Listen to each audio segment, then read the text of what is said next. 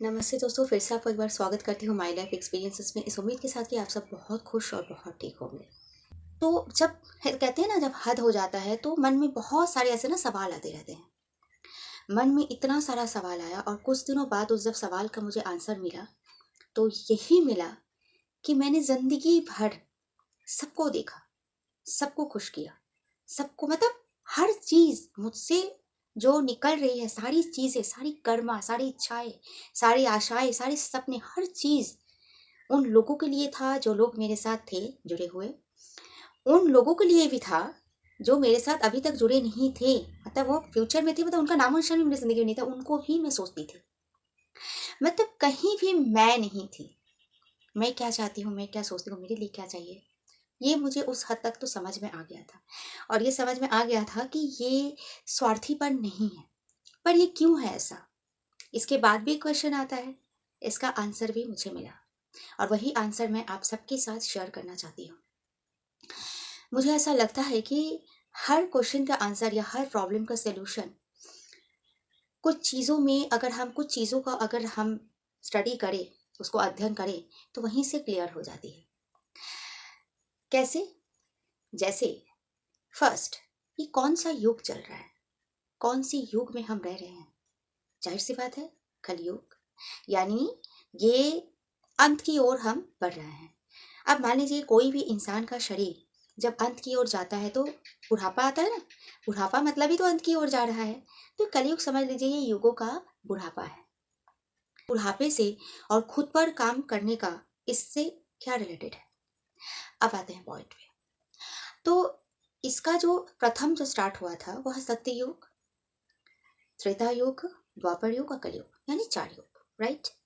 कहते हैं सत्य युग में 99% सत्य धर्म सब कुछ था। उस युग में तो ईश्वर भी धरती पर रहते थे। 1% ही झूठ या गलत जो भी था, अतः दानव नाम मात्र के ही नहीं थे। अब हम आते हैं त्रेता युग में। त्रेता युग में अच्छाई और बुराई का जो मसला था, मुझे ऐसा लगता है कि 75% अच्छाई थी और 25% बुराई थी। मतलब त्रेता में भी बुराई जो थी, जो गलत, वो बहुत कम ही था अगर देखा जाए। मतलब 25 और 75 का रेशियो समझ सकते हैं। और मैं अगर एक तरफ से और भी लूँ, देवता और दानव, तो देवता और दानव जो थे वो अलग अलग रहते थे, सेपरेट, राइट। वहीं आते हैं द्वापर में। द्वापर में 50-50 हो गया, यानी 50 देवता एंड 50 दानव। और यहाँ पर यह भी कहा जाता है कि त्रेता में तो एकदम अलग अलग थे, लेकिन यहाँ पर ना एक साथ रहने लगे, मतलब एक फैमिली में। एग्जाम्पल के तौर पर आप ले सकते हैं भगवान श्री कृष्ण के मामा एक कंस, राक्षस प्रवृत्ति का ही था, और उनके भांजे कृष्ण। वहीं आप पांडवों को ले लीजिए, एक ही परिवार में 5 पांडव जो धर्म से, गुणों से एकदम संपूर्ण थे, परिपूर्ण थे। वहीं कौरव 100 थे, और कौरवों में आप जान नहीं सकते जी कैसे थे, क्या थे। अब हम आते हैं कलयुग में। अब कलयुग में अच्छाई बुराई कितनी है? यह कलयुग में दानव व देवता कहाँ रह रहे हैं? इन सारे युगों में तो चलो ईश्वर सतयुग में रहते थे, त्रेता में राम जी थे, द्वापर में कृष्ण जी थे। यहाँ पे कहाँ है? यहाँ पे ठीक है, चलो हम मान लिया 1% भी तो दिखना चाहिए ना। बड़े मजेदार की बात है। तो इस कलयुग में क्या है? तो वही कलयुग में 75% अब हो गई है बुराई और 25% हो गई है अच्छाई, और धीरे धीरे कलयुग के अंत आते तक ये 25 का रेशियो जो है वो बहुत कम हो जाएगा। और हम यहाँ पर है कि सेल्फ, क्यों खुद पर हम काम करें, राइट। इन दोनों युगों को, जो स्पेशल जो दोनों युग है त्रेता एंड द्वापर, इसमें आप देखे होंगे कि संघर्ष है, इन दोनों युगों में भी संघर्ष है। लेकिन जो लड़ाई होती है, जो राम जी रावण को मारते हैं और बाकी राक्षसों को मारते हैं, कृष्ण जी कंस को मारते हैं, पांडवों की हेल्प करते हैं, अधर्म का नाश करके धर्म की रक्षा करने के हेतु, है ना। तो इस यहाँ पर भी क्या धर्म धर्म की लड़ाई है? यहाँ पर भी कुछ क्या है? यस, यहाँ पर भी है, यहाँ पर भी है। और यहीं पर हमारा जो आज का टॉपिक, जो क्वेश्चन है, उसी का आंसर इसी बातों में छुपा हुआ है। सो प्लीज केयरफुली सुनना, स्किप किए हुए इस वीडियो को। क्यों कहा जाता है खुद को कंट्रोल करो? क्यों मैं कहती हूँ कि खुद को समझो, खुद पर काम करो? क्योंकि मुझे ऐसा लगता है, मतलब लगता था, लेकिन कंफ्यूजन था। लेकिन जब मैंने इस था को, जब मन में आया और मैंने जब इसको ज़्यादा मैंने जांचना शुरू किया, स्टडी शुरू किया, तो मुझे लगा कि जो आ रहा है मन में कि ऐसा ही है, ये बिल्कुल सही है। तो क्या आ रहा था मेरे मन में कि अच्छाई और बुराई हमारे इस देह के भीतर है, यानी देवता और दानव इस देव के भीतर ही है। यानी कहीं भी मतलब आप कुछ भी है इस पूरे शरीर में ही है, हमारे भीतर ही है। यानी जो सब अलग अलग रह रहे थे इन तीनों युगों में, अब ये दोनों चीज इस भीतर में है।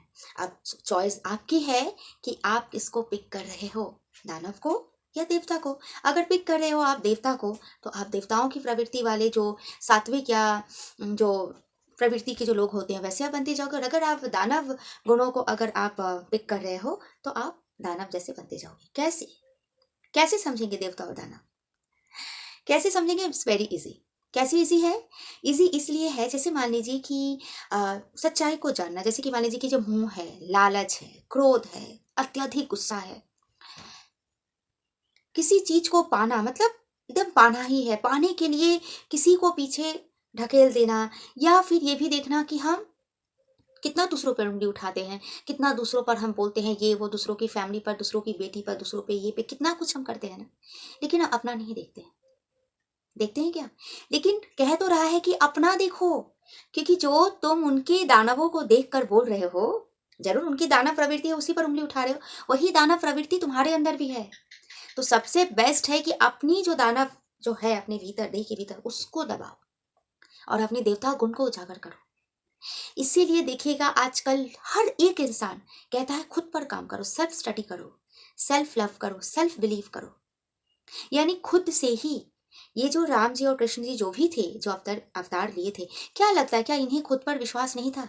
सोचिए तो राम जी अगर ये समझते अरे रावण, लंकापति रावण, नहीं नहीं नहीं मैं तो नहीं लड़ सकता, मैं क्या वो क्या, ऐसा अगर सोचते राम जी तो क्या वो लंका पहुंच पाते, क्या वो सीता जी को ला पाते? और क्या बहुत आसान था, उन्होंने सोच लिया सीते को खोजना है और उन्होंने खोज लिया है क्या? नहीं, इन्हें भी महीनों तक संघर्ष करना पड़ा है, इसी पर फोकस रहना पड़ा है।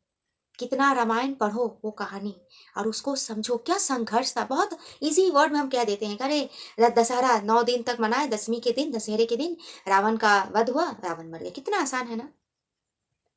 लेकिन नहीं, इजी नहीं है। भगवान श्री कृष्ण के लिए क्या इजी था? तब तो जन्म लेते ही वो अगर पूतना को मार सकते थे, इतने सारे राक्षसों को मार सकते थे, क्या वो कंस को नहीं मार सकते थे? क्या इजी नहीं था उनके लिए? था इजी। तो फिर 14 वर्ष तक क्यों उनको इंतजार करना पड़ा? तो हर चीज ना, तो यहाँ पर क्या था, भगवान श्री कृष्ण को अपने ऊपर विश्वास था। तो इसीलिए ना कहा जाता है कि इस कलयुग में हर व्यक्ति को कहीं ना कहीं सब पर विश्वास है, लेकिन खुद पर विश्वास नहीं। तो सबसे पहले इसीलिए कहा जा रहा है सेल्फ बिलीव करो, सेल्फ स्टडी करो। लोगों को जानने से हम क्या कर रहे हैं ना, लोगों को जान रहे हैं, खुद को जान ही नहीं रहे हैं। यार 100 में ना मुझे लगता है कि 90% लोग खुद को नहीं जानते होंगे, लेकिन दूसरों के बारे में पूछिए सबको बता देंगे ये ऐसा, ये वैसा, ये वो सब कुछ, लेकिन खुद को नहीं जानते होंगे, खुद को नहीं समझते होंगे। दूसरों की गलतियों को कितना बोल देते ना, फटाफट उंगली उठा देते, ये गलत है, ये है, वो है। किसी के बारे में सुनकर हम राय बना लेते, किसी के बारे में सुनकर अच्छा हुआ तो एकदम कितना अच्छा कितना अच्छा, थोड़ा बुरा हुआ अरे ये तो बुरा, एकदम पूरा ही उसको बुरा कह देते। लेकिन नहीं है ऐसा। आप खुद को देखो, आपके अंदर अच्छाई बुराई क्या है। हम कोई इस युग में ना अगर कोई कह सकता है कि मैं पूरी तरीके से परिपूर्ण हूँ, कोई नहीं है। हर एक व्यक्ति में हाँ ये हो सकता है कि अच्छाई की मात्रा बहुत ज्यादा हो, बुराई बहुत कम हो। किसी व्यक्ति में बुराई बहुत ज्यादा हो, अच्छाई बहुत कम हो। और वो बुराई भी है ना, वो व्यक्ति जानबूझकर वो बुराई, उसको मालूम ही नहीं कि बुराई है, वो जानता है कि यही उचित है, इसीलिए वो ऐसा कर रहा है। मुझे ऐसा लगता है। तो आपको ये समझ में आ गया होगा कि क्यों खुद पर हम बोलते हैं, क्यों मैं बोलती हूँ मैं स्वार्थी आपको नहीं बना रही हूँ, बल्कि यही उचित है। क्योंकि इसीलिए कहा गया है कि इस युग में बाहर देखने की जरूरत ही नहीं है, कौन दानव है, कौन राक्षस है, कौन अच्छा है, कौन बुरा। सिर्फ खुद को देख लो, खुद के भीतर झांक लो कि तुम्हारे भीतर में जो राक्षस प्रवृत्ति की जो गुण है वो कितना ज्यादा है, और देवता प्रवृत्ति की जो गुण है वो कितना ज्यादा है। बस उसी को, बस राक्षस प्रवृत्ति के गुणों को थोड़ा कमा दो और देवता प्रवृत्ति के गुणों को बढ़ा दो। खत्म, अगर पॉसिबल हो तो उसको पूरा ही खत्म कर दो। गुणों से, हम गुणों से ही ना देवता और राक्षस बन सकते हैं। तो गुण ही तो है ना, अधिक लालच, किसी को दबाना, किसी को मुट्ठा में लाना, किसी को कंट्रोल करना, यही सब तो है ना राक्षस प्रवृत्ति। कभी किसी ईश्वर को देखो किसी को कंट्रोल करते हुए, कभी देखे हो? नहीं। तो ये कंट्रोल किसको करना है? मैं क्यों बोलती हूँ कंट्रोल अपने आप को करना है? खुद को करना है। यानी खुद पर काम करना, खुद को देखना, खुद को जांचना, खुद को परखना, खुद को और सुधारना, खुद को और अच्छाई की ओर लेके जाना। ये कोई स्वार्थ नहीं है, ये आपका अधिकार है। मैं तो कहूँगी ये सबसे इम्पोर्टेंट, सबसे पहला अधिकार आप सबका है। और ये कोई स्वार्थ नहीं है, क्योंकि आप खुद को कंट्रोल कर लोगे ना तो आप आपके साथ साथ सभी कंट्रोल में आ जाएंगे। खुद को आप समझ जाओगे ना, एक्सेप्ट कर लोगे कि नहीं मेरे अंदर भी ये नेगेटिविटी है, मेरे अंदर भी गलतियां हैं। जब ये चीज़ मानोगे ना तो दूसरों की भी गलतियां दिखाने से पहले, उंगली उठाने से पहले आप बार बार सोचोगे कि अरे इसमें भी तो गलती है, मेरे भी तो गलती है, चलो ठीक है कोई बात नहीं, जाओ। एक एक व्यक्ति अगर खुद पर ध्यान लगा ले, खुद को कंट्रोल करना सीख जाए, खुद की नेगेटिव एंड पॉजिटिविटी को समझ जाए तो वाहवाही है।